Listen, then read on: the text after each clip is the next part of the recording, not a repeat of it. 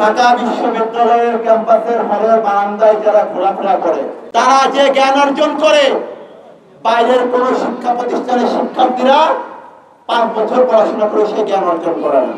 ঢাকা বিশ্ববিদ্যালয়ের বর্তমান ভিসি উনি চিটাগাং বিশ্ববিদ্যালয়ে পড়াশোনা করেছেন। আমরা কাউকে ছোট করছি না।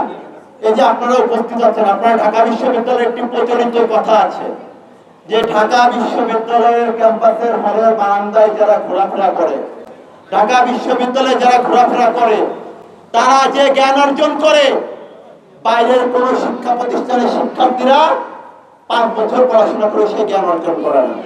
ঠিক না? এরকম একটা কথা প্রচলিত আছে না? তো ঢাকা বিশ্ববিদ্যালয়ের বাইরে চিটাগাং বিশ্ববিদ্যালয়ে পড়াশোনা করে এই ভিসি এই বিশ্ববিদ্যালয়ের শিক্ষার্থীদের যে আবেগ, যে অনুভূতি, সেটি কি ধারণ করতে পারে? কোনোভাবেই পারে না। আমরা তাকে কোনোভাবে অসম্মান করছি না। তিনি বারবার একটি কথা, আমরা সামাজিক যোগাযোগ মাধ্যমে অনেক সাধারণ শিক্ষার্থীরা অনেক বিষয়ে কথা বলে, অমুকের জন্য হচ্ছে না, অমুক সহযোগিতা করছে না। আরে ভাই, আপনি দায়িত্ব গ্রহণ করেছেন, আপনার দায়িত্ব ঢাকা বিশ্ববিদ্যালয়ের শিক্ষার্থীদের নিরাপত্তা নিশ্চিত করা। কে সহযোগিতা করবে করবে না সেটির দায়িত্ব আপনার। আপনি কিভাবে তাদেরকে একত্রিত করে এই পুরো ক্যাম্পাসের শিক্ষার্থীদের নিরাপত্তা নিশ্চিত করবেন, সেটি না পারলে আপনি ব্যর্থতার দায় নিয়ে সরে যাবেন। সহজ কথা। কিন্তু আপনি অমুকের ঘরে দোষ চাপাবেন, এ করছে না, ও করছে না, এত কথা আমরা শুনতে চাই না। বিগত 9 মাস শুনেছি, ভাই হারিয়েছি, ভাই হত্যার পরে ভাইয়ের রক্তের উপর দাঁড়িয়ে শেষবারের মতো আপনাদেরকে সাবধান করে দিচ্ছি।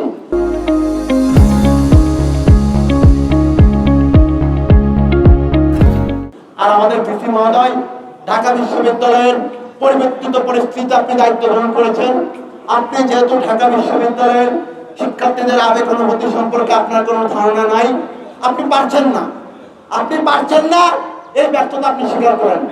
আপনি যে হলে যারা ছিল, হলে অবস্থান করে ছাত্রলীগের বগলের নিজের থেকে যারা আব্বু আর আম্মু বলে জিকির তুলেছিল, এই ফ্যাসিস্ট খুনি হাসিনার মশরতকে 1.5 দশক টেনে নিতে সাহায্য করেছিল।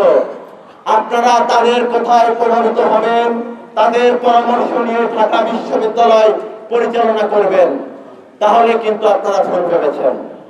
বাংলাদেশ জাতীয়তাবাদী ছাত্র দল আজকে 13 দিন পরে আপনাদেরকে শেষবারের মতো হুঁশিয়ারি করছে।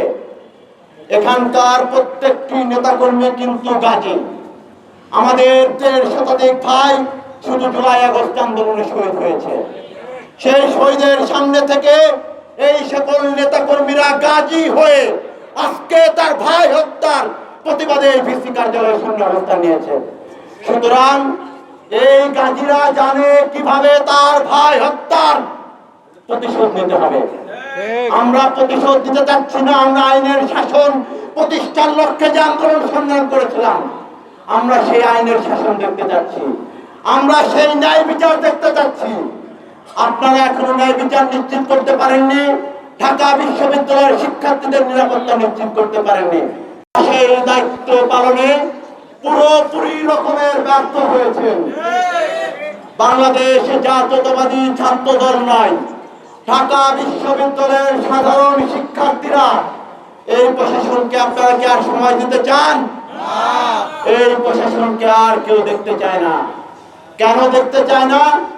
কারণ যে আকাঙ্ক্ষা নিয়ে আপনারা এই প্রশাসনিক পদে অধিষ্ঠিত হয়েছিলেন, সেই আকাঙ্ক্ষা বাস্তবায়নে আপনারা শুধু ব্যর্থ না, আপনারা পুরো ঢাকা বিশ্ববিদ্যালয় সহ বাংলাদেশকে হতাশ করেছেন।